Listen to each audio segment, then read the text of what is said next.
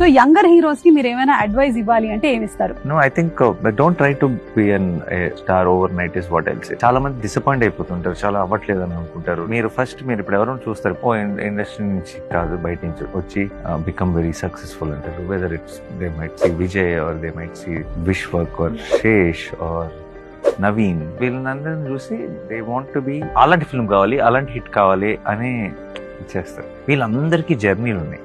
So what I'm saying is, ఆ restlessness, ఆ patience లేకుండా ఉన్న attitude will not take you any.